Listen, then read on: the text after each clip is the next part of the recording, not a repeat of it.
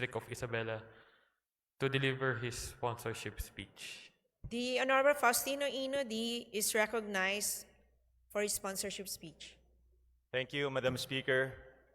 Madam Speaker, firstly, we have crafted this bill in accordance with the guidelines set forth by the Supreme Court in the cases of Macalental versus Comelec and Hidalgo versus Executive Secretary. And to be clear, the Supreme Court did not prohibit the postponement of the barangay and SK elections, but merely set the criteria to be met. Kaya naman po, Mr. Speaker, masaya po ko ngayong araw at sa wakas, may pagkakataon na tayo may ayos ang term of office ng barangay officials by allowing them to serve for 6 years, limited to 2 consecutive terms, and limiting SK officials to 1 term only. Mr. Speaker, ang panukalang batas na ito ay malapit po sa akin dahil ako po ay nanilbihan dati bilang barangay chairman at naging former national president ng Liga ng mga Barangay.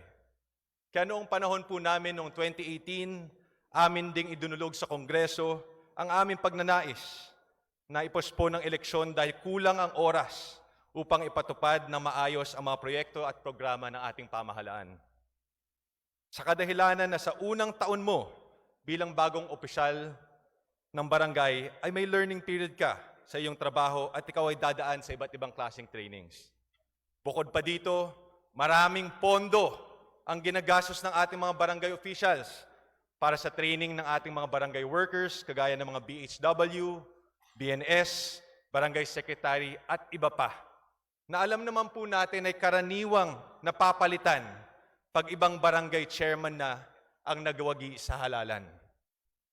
Para po sa kalaman ng lahat, ang ginagawa ng barangay officials para sa kanilang mga komunidad ay higit pa sa mga tungkulin at responsibilidad na nakalagay sa Local Government Code at iba pang mga batas. Ito ay dahil halos lahat ng problema sa ating mga komunidad ay concern din ng mga barangay. At bukod pa rito, hindi sapat ang honorarium na kanilang natatanggap, kaya naman sila ay tunay na mga lingkod bayan. Furthermore, Mr. Speaker, countless programs and activities of the national and local governments that are crucial for nation building are cascaded to and implemented by the barangays. So, Mr. Speaker, what we've experienced in 2018 is the same situation that the newly elected barangay officials face. With their current term of office, they will only be allowed to serve for little more than 2 years. Again, we have already spent billions in the conduct of the BSKE elections. We have also spent billions to conduct trainings for new barangay officials and barangay workers throughout the country, the cost of which is charged to their already limited barangay funds. Mr. Speaker, rather than having 2 elections in a 6-year period, not only will our country save billions of pesos, but our communities will be saved from the political divisiveness that is deeply sown during election periods. So conducting barangay and SK elections on 2nd Monday of May 2029 and every 6 years thereafter will also prevent conflict with any national or local elections until 2095.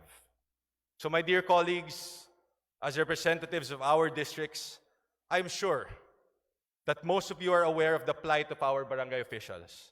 Many of us here will agree that most of them are true public servants who want nothing more than to serve and better their communities. However, this representation also agrees na mahabang panahon po ito para sa mga barangay officials na hindi nagtatrabaho at abusado. Totoo naman po ito. Pero, ang panahon na ito ay nararapat at sapat para sa mga opisyalis na nagtatrabaho ng tapat para sa kanilang barangay at kanilang mga kabaranggayan na alam kong higit na mas nakararami. So, Mr. Speaker, let's not allow a few rotten apples to spoil the bunch. There are always ways to discipline and remove erring officials in accordance with our laws. Lastly, Mr. Speaker, this bill aims to promote stability and continuity in the delivery of essential social services provided by the more than 42,000 barangays to the Filipino people. So I appeal to all of you, my dear colleagues, to support the passage of this bill, as I am confident that the barangay officials in your district will be grateful for your support. Maraming salamat po, Madam Speaker.